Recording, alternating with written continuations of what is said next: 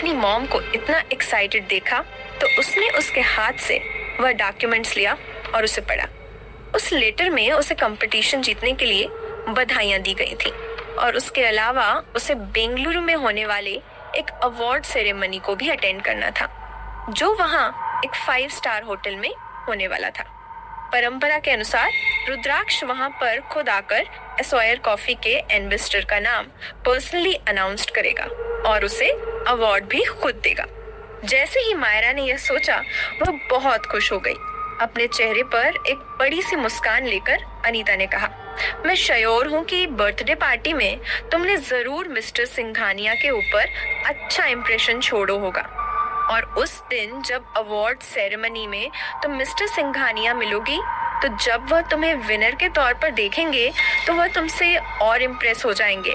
मायरा ने अपने हाथ में पकड़े पेपर को कस कर पकड़ते हुए एक्साइटेड होकर कहा, एग्जैक्टली मॉम, मिस्टर सिंघानिया को मैं जरूर याद होगी और जब मैं इतनी बड़ी कॉफी ब्रांड की एम्बेसडर बन जाऊंगी तो जो लोग भी आज मेरे बारे में कुछ गलत बोल रहा है उन सब का मुंह बंद हो जाएगा।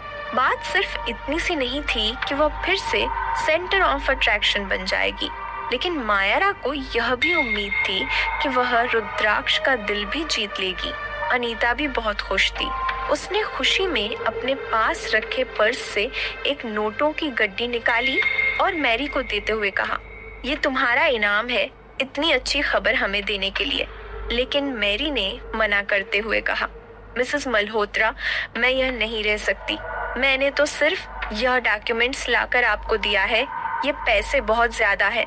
अनीता ने जबरदस्ती वह पैसे उसके हाथ में देते हुए कहा, यह पैसे भले ही बहुत ज्यादा है, लेकिन जो तुमने हमें खबर दी है वह और भी खुशी वाली थी और उसके अलावा मुझे तुम्हारी किसी और चीज में मदद भी चाहिए।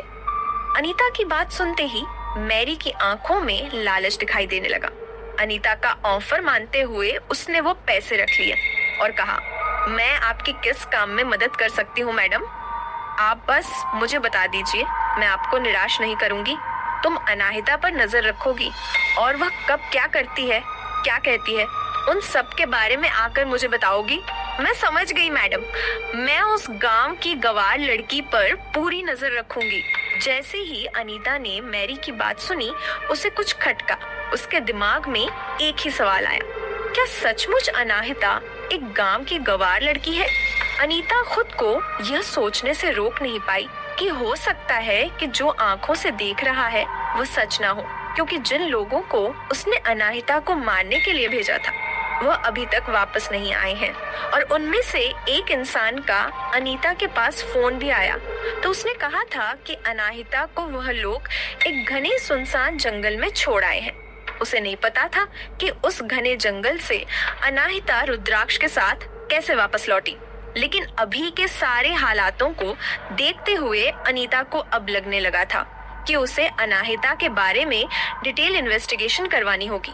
जैसे अनाहिता इतने सालों से थी कहाँ और उसने इन सालों में किया क्या? एक लड़की जो कई सालों से गांव में पली बड़ी है, उसका इतना क्लासी ऑरा और स्टाइल होना पॉसिबल नहीं था। ये सब सोचकर अनीता ने मायरा से कहा, मायरा, मुझे लगता है कि जितनी अनाहिता ऊपर से सिंपल दिखती है उतनी सिंपल वह है नहीं, इसलिए जब तक मैं कोई अच्छा सा प्लान नहीं बना लेती तुम कुछ भी गड़बड़ नहीं करोगी। अभी हमें शांत रहना होगा ताकि कुछ टाइम में हम उसके बारे में अच्छे से जान जाए। ठीक है मोम, मैं समझ गई। मायरा ने तो कह दिया था, लेकिन उसने अपनी मोम की बातों को ज्यादा सीरियसली नहीं लिया था, क्योंकि उसके हिसाब से अनाहिता के पास सिर्फ उसकी माँ की वजह से खूबसूरती थी, उसके अलावा कुछ भी नहीं।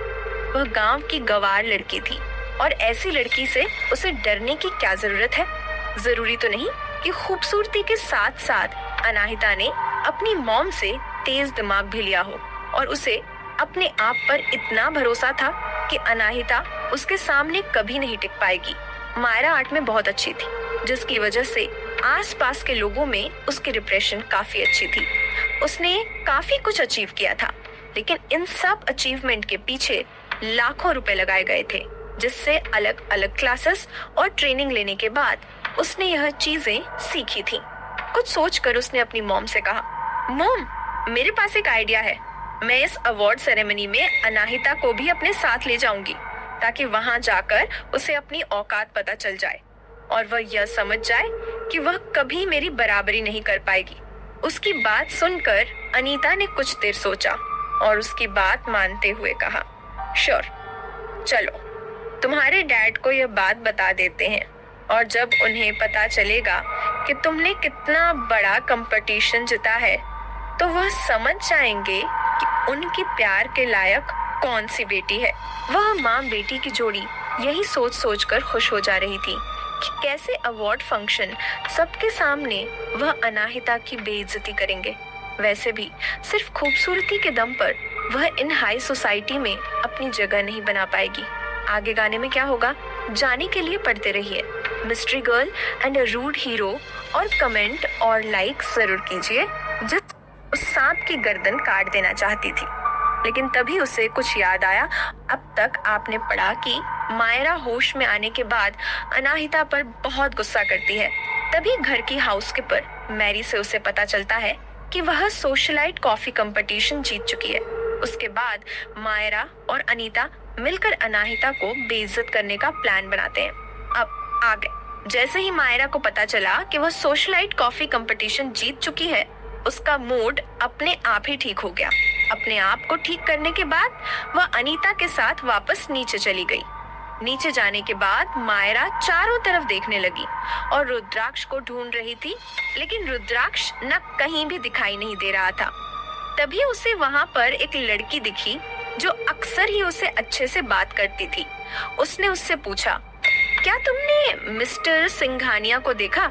मिस्टर सिंघानिया तो काफी देर पहले ही चले गए। उसकी बात सुनकर मायरा ने पूछा, क्या उन्होंने जाने से पहले कुछ कहा था?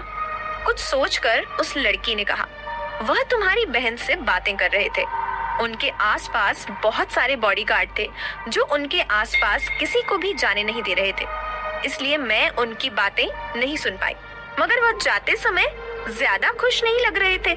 जैसे ही मायरा ने सुना कि रुद्राक्ष जाते समय ज्यादा खुश नहीं लग रहा था, उसके चेहरे पर चमक आ गई और उसने पूछा, तुम्हारा इस बात से मतलब क्या है?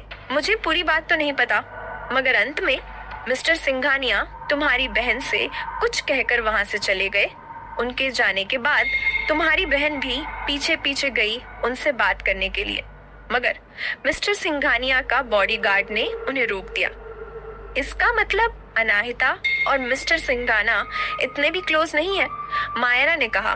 तो उस लड़की ने उसकी हाँ में हाँ मिलाते हुए कहा, ऑफ कोर्स ऐसे ही बात है, और भले ही तुम्हारी बहन कितनी भी खूबसूरत क्यों ना हो, वह है तो एक गांव की गवार लड़की, और सिंघानिया परिवार का स्टेटस क्या है वह तुम जानती हो। तो ऐसा कैसे हो सकता है कि एक गांव की अनपढ़ गवार लड़की का उनके साथ कोई कनेक्शन हो?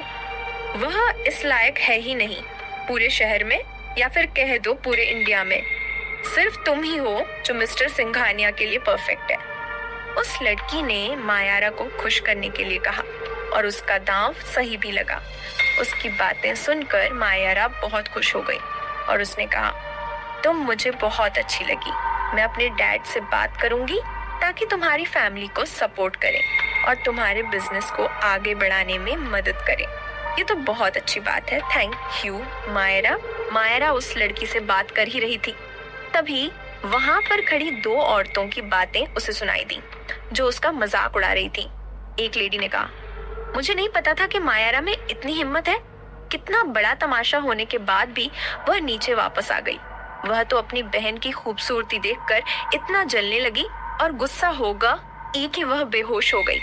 उसकी बात सुनकर दूसरी औरत ने कहा, एग्जैक्टली, अगर मैं उसकी जगह होती तो मैं कम से कम 3 सालों के लिए अपने घर में छुप जाती और किसी के भी सामने नहीं आती जब तक लोग इस इंसिडेंट को भूल नहीं जाते। उनकी बात सुनकर मायरा गुस्से में लाल हो गई। वह जाकर उन दोनों औरतों को अच्छा सबक सिखाना चाहती थी और उन्हें कुछ भी बोलने से रोक देना चाहती थी, लेकिन दुनिया के सामने उसकी स्वीट और एक प्यारी लड़की वाली इमेज ऐसा करने से खराब हो सकती थी। शहर में जल्दी एक ऐसा कंपटीशन होने वाला था जिसमें उसके अच्छे मैनर और व्यवहार के तौर पर उसे पॉइंट मिलते और उसे वह कंपटीशन किसी भी कीमत पर जीतना था। अभी उसके लिए सबसे ज्यादा मायने रखता था वह था अनाहिता को सबक सिखाना।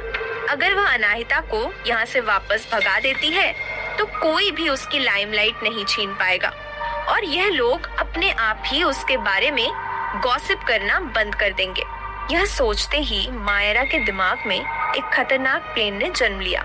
वह जल्दी से जल्दी अनाहिता को बर्बाद कर देना चाहती थी और अपनी मॉम की बात मानकर वह वेट बिल्कुल नहीं कर सकती थी। क्या पता इस वक्त में अनाहिता क्या कर दे। धीरे धीरे पार्टी खत्म हो गई। सारे मेहमानों के जाने के बाद हाउसकीपर्स ने घर साफ कर दिया और सब अपने अपने कमरों में चले गए। अनाहिता के लिए भी एक रूम तैयार करवा दिया गया था। हिमेश मल्होत्रा ने उसे एक ऐसा रूम दिया था जिसमें एक खूबसूरत सी बालकनी जहां से बहुत ही सुंदर नजारा दिखाई देता था। हिमेश मल्होत्रा का ऐसा व्यवहार साफ दर्शा रहा था कि उनके के लिए कितनी जरूरी है। हालांकि अनाहिता जानती थी कि उसका होना या ना होना हिमेश मल्होत्रा के लिए कोई मायने नहीं रखता, लेकिन हिमेश मल्होत्रा उसे बर्दाश्त कर रहे हैं क्योंकि अनाहिता के जरिए वह कई फायदे हासिल कर सकते हैं। और इस वक्त अनाहिता ने यह भी नोटिस किया कि एक हाउसकीपर पार्टी से ही उसके ऊपर नजर रखे हुए हैं। फ्रेश होने के बाद अनाहिता सोने जाना ही वाली थी, लेकिन वह इस वक्त काफी अलर्ट थी क्योंकि वह जानती थी कि इस घर के लोग इतनी आसानी से उसे नहीं छोड़ने वाले थे। कोई ना कोई जरूर उसके खिलाफ कोई प्लान बना रहा होगा। वही मायरा के रूम में मायरा इधर उधर टहल रही थी। वह बस यही सोच रही थी कि कैसे अपने प्लान को अंजाम दे। तभी उसे कुछ ख्याल आया और उसने किसी से कहकर मैरी को ऊपर बुलवाया। जैसे ही मैरी मायरा के रूम में पहुंची, उसने पूछा, मिस मायरा, मैं आपकी कैसे मदद कर सकती हूँ? अनीता से इतने सारे पैसे मिलने के बाद मेरी काफी खुश थी और उसे यह भी उम्मीद थी कि अगर उसने इन दोनों माँ बेटी को उसी तरह खुश रखा तो उससे आगे भी और पैसे मिल सकते हैं। क्या तुमने उस गवार लड़की पर नजर रखी? क्या तुम्हें ऐसा कुछ महसूस हुआ जो अनयूजुअल हो? मायरा ने पूछा तो मैरी ने नाम में सिर हिलाते हुए कहा। पार्टी खत्म होने के बाद वो लड़की और सर स्टडी रूम में गए थे बात करने के लिए, और जब वह स्टडी रूम से बाहर ही तो उसके हाथ में एक एटीएम कार्ड था। जरूर सर ने उस लड़की को पॉकेट मनी के तौर पर पैसे खर्च करने के लिए दिए होंगे और उसके बाद वह लड़की अपने कमरे में चली गई और उसके बाद बाहर नहीं आई। मैरी की बात सुनने के बाद मायरा गुस्से और जलन से भर गई। खर्च के लिए उसे जो भी पैसे चाहिए होते थे वह हमेशा थी उसकी मॉम ही देती थी। वह जानती थी कि उसके पिता हिमेश मल्होत्रा कितने कंजूस नेचर के हैं। यह उसके लिए बहुत ही हैरानी की बात है कि उन्होंने पहले ही दिन अनाहिता को एटीएम कार्ड दे दिया। इस बात से अनाहिता को बर्बाद करने का मायरा का इरादा और पक्का हो गया। मैरी, मैं चाहती हूँ कि तुम मेरे लिए कोई चीज लेकर आओ और उस चीज को लाने के बाद उस लड़की के रूम में रखना। वह कौन सी चीज है मैडम? एक जहरीला और बहुत ही खतरनाक सांप। मायरा ने इस बारे में पहले ही सोच लिया था। उनके घर के आसपास बहुत से पेड़ पौधे और एक छोटा सा जंगल भी था। अगर आधी रात को अनाहिता के रूम में एक जहरीला सांप आकर उसे काट लेता है और उसकी मौत हो जाती है तो यह इंसिडेंट सिर्फ एक हादसा हा लगेगा। कोई भी इंसान यह नहीं समझ पाएगा कि यह किसी के द्वारा प्लान किया गया था। जहरीला खतरनाक सांप। क्या आप चाहती हैं कि सांप के काटने से वह लड़की मर जाए? जब मैरी ने यह बात पूछी तो उसके हाथ डर की वजह से कांप रहे थे। भले ही मायरा और अनीता के कई बुरे कामों में उसने साथ दिया था, लेकिन आज से पहले उसकी वजह से किसी की मौत नहीं हुई थी। क्या कोई प्रॉब्लम है और क्या तुम ये नहीं करने वाली? नहीं नहीं, मैं आपकी बात मानूंगी। मैं आपके और मिसेस मल्होत्रा के लिए बहुत लॉयल हूँ। इतना कहकर मैरी रुक गई। तभी उसने घबराते हुए कहा, लेकिन मुझे याद है कि मैडम ने कुछ टाइम के लिए हमें शांत रहने के लिए और कुछ भी ना करने के लिए कहा। वह इसके आगे कुछ कहती है उससे पहले ही मायरा आने से बीच में रोककर कहा, बस करो, मैं यह सब बातें नहीं सुनना चाहती। मेरी मॉम थोड़ी डरपोक है। वह नहीं जानती कि जितना लेट हम उस लड़की को सबक सिखाने में करेंगे, वह उतनी ही ज्यादा मुसीबतें हमारे लिए खड़ा करेगी। यही सबसे अच्छा तरीका है उसे हमारे रास्ते से हटाने का। और वैसे भी अगर मैं गलत नहीं हूँ तो तुम्हारा छोटा बेटा एक जुआरी है और उसके जुए में हारे हुए पैसों की भरपाई करने के लिए तुमने हमारे घर से एक कुछ चीजें चुराई थी। मैं सही कह रहा हूँ ना? मायरा की यह बात सुनते ही मैरी बुरी तरह से हैरान हो गई और डर गई। उसने डरते हुए मायरा को देखा। वह यकीन नहीं कर पा रही थी। उसके सामने खड़ी 20-21 साल की लड़की इतनी कम उम्र में उसे ब्लैकमेल कर रही है। मेरी अच्छे से जानती थी कि जो भी चीज है उसने घर से चुराई थी, वह सभी काफी महंगी थी और अगर यह बात किसी और को पता चली तो उसे जेल भेज दिया जाएगा और वह सालों तक जेल से बाहर नहीं आ पाएगी। वह यह सब सोच ही रही थी। तभी मायरा ने फिर से कहा, ऑफ कोर्स मैरी, तुम मेरे साथ बचपन से हो और तुमने मेरा ख्याल भी रखा है, इसलिए मैं तुम्हारे साथ इतनी क्रूवल नहीं हो सकती। जब तक तुम मेरी बात मानती रहोगी तब तक मैं यह पूरा यकीन दिलाती हूँ तुम्हें यह बात किसी और को नहीं पता चलेगी। और उसके अलावा अगर तुम्हें पैसों की भी जरूरत हुई तो तुम मुझसे पैसे मांग सकती हो। सोच लो, अब चॉइस तुम्हारी है। क्या तुम ये काम करोगी? मैरी ने बेबसी में अपनी आंखें बंद कर ली। उसके पास कोई चॉइस नहीं थी। आधी रात के समय अनाहिता अपने रूम में सो रही थी, लेकिन उसने इस बात का पूरा ध्यान रखा था कि अगर कोई खतरा आसपास हो तो उसकी नींद खुल जाए। तकरीबन रात के 12 बजे उसे खिड़की से कुछ आवाज सुनाई दी, जिससे उसकी आंख तो खुल गई थी, लेकिन वह बिना हिले दुले अपने बेड पर लेटी हुई थी। वह अपने बालकनी में किसी के कदमों की आहट सुन सकती थी। कोई उसकी बालकनी में आया और कुछ ही मिनट बाद वापस चला भी गया। वह जानती थी कि कोई वहां पर आया था, लेकिन वह इंसान उसके रूम में नहीं आया, सिर्फ बालकनी से ही वापस लौट गया। और अनाहिता को समझ नहीं आ रहा था कि उस इंसान ने किया क्या है। थोड़ी देर तक वैसे ही लेटे रहने के बाद जब अनाहिता पूरी तरह श्योर हो गई कि वह इंसान अब दोबारा लौट कर नहीं आएगा, तो उसने साइड टेबल से अपना फोन उठाया जो हिमेश मल्होत्रा ने उसे दिया था और उसकी लाइट ऑन करके वह आसपास देखने लगी। उसे आसपास कुछ नजर नहीं आ रहा था। वह समझ नहीं पा रही थी कि कोई यहाँ क्यों आया था। सिर्फ उस पर जासूसी करने के लिए तो कोई इतनी रात को उसके बालकनी में नहीं आएगा। काफी देर तक देखने के बाद जब उसे कुछ नहीं मिला तो उसने बालकनी लॉक करके वापस से सोने का फैसला किया। लेकिन तभी उसकी फोन की लाइट से उसे अपने कमरे के कोने में कुछ दिखाई दिया, लेकिन दोबारा दिखने पर वहां पर कुछ नहीं था। हिस, उसे इसी के सांस लेने की आवाज भी आ रही थी, लेकिन उसे कुछ दिखाई नहीं दे रहा था। लेकिन तभी उसने यह पता लगा लिया कि आवाज कहां से आ रही थी। यह आवाज उसके बेड पर से आ रही थी, जो उससे तकरीबन 3 फीट की दूरी पर था। उसने जल्दी से अपने फोन की लाइट से उस तरफ देखा तो वहां उसके बेड पर एक कोबरा सांप काफी गुस्से में उसकी तरफ देखकर फुफकार रहा था। कोबरा सांप को देखकर एक पल के लिए अनाहिता थोड़ी डरी, लेकिन उसने खुद को संभाला और कोई आवाज नहीं की, वरना आवाज करती ही वह सांप उस पर झपट पड़ता। लेकिन अचानक से ही वह कोबरा अनाहिता की तरफ उछला, लेकिन अनाहिता की ट्रेनिंग की वजह से उसके रिफ्लेक्सेस काफी तेज थे, जिसकी वजह से वह जल्दी से साइड हट गई और सांप दूसरी तरफ गिरने लगा। लेकिन उससे पहले ही अनाहिता ने उस सांप की पूंछ पकड़ ली और उसका सर ले जाकर एक तकिए के नीचे दबा दिया। उसके बाद उसने वहीं एक ड्रॉअर से एक कैंची निकाली। वह जल्दी से उस सांप की गर्दन काट देना चाहती थी, लेकिन तभी उसे कुछ याद आया और उसके हाथ रुक गए। यह सांप एक कोबरा था जो यहाँ उत्तर दिशा की ओर नहीं पाया जाता था, यह दक्षिण दिशा की ओर पाया जाता। यह बात याद आते हैं उसे यह एहसास हुआ कि यह सांप अचानक से रेंगते हुए उसके कमरे में नहीं आया, बल्कि किसी ने जानबूझकर से उसके कमरे में छोड़ा है। तभी उसे याद आया कि कोई उसकी बालकनी में आया था। यह बात याद आती थी वह समझ गई कि यह सांप उसी इंसान ने छोड़ा है और जिसने भी यह किया है वह उसे मार देना चाहता है। अनाहिता उन सारी पॉसिबिलिटीज के बारे में सोचने लगी कि कौन उसे मार देना चाहता है। सबसे पहले उसके दिमाग में हिमेश मल्होत्रा का ख्याल आया, लेकिन वह इस बात को लेकर कॉन्फिडेंट थी कि वह उसे नहीं माना चाहेगा, क्योंकि वह उसके लिए सिंघानिया परिवार तक पहुंचने की एक सीढ़ी थी। तो इसका मतलब दो ही लोग हैं, एक अनीता और दूसरी मायरा। लेकिन अनीता चालाक है और अनाहिता के लौटने के पहले ही दिन वह कोई ऐसा काम नहीं करेगी जिससे शक उसके ऊपर जाए। तो इसका मतलब साफ था कि यह सारा किया धरा मायरा का था।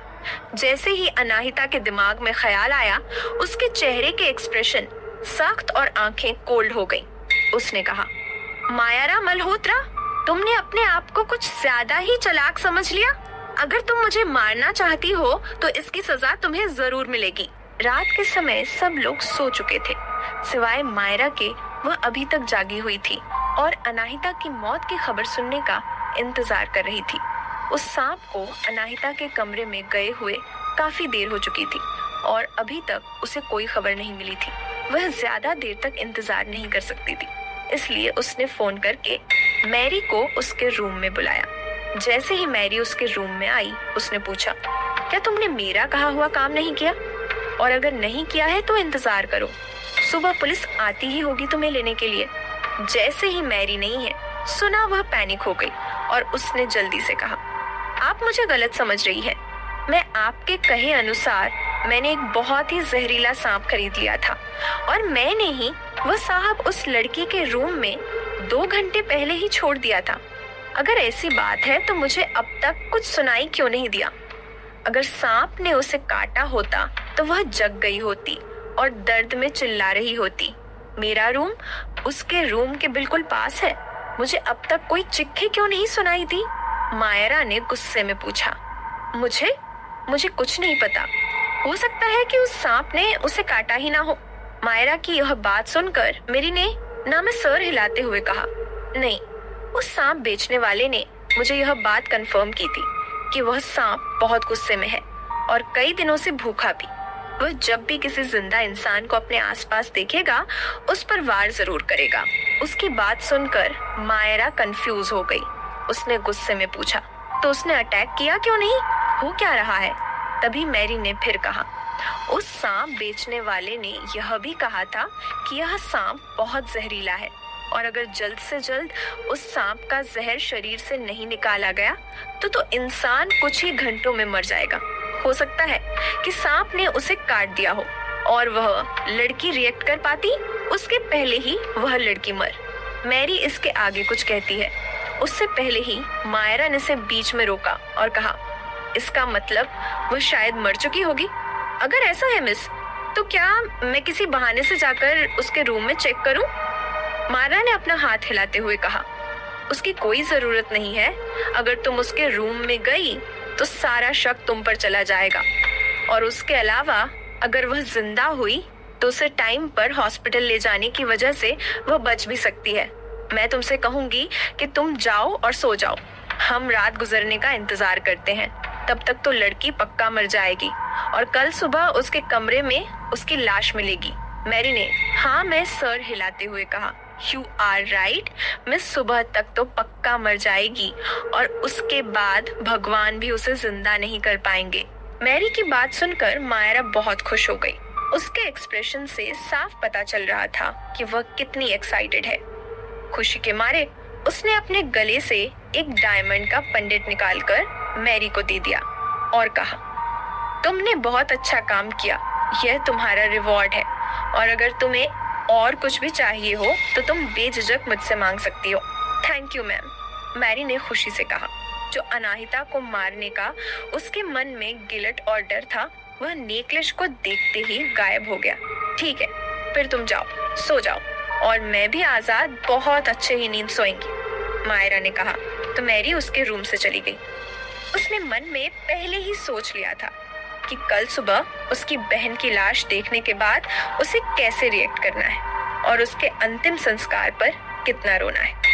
उसे अपनी एक्टिंग स्किल्स पर बहुत भरोसा था कि अनाहिता की लाश पर इतनी अच्छे से रोएगी कि सबको यकीन दिला देगी कि वह अपनी बहन से कितना प्यार करती थी। यही सब सोचकर वह मुस्कुराते हुए बेड पर लेट गई और लाइट्स बंद कर दी।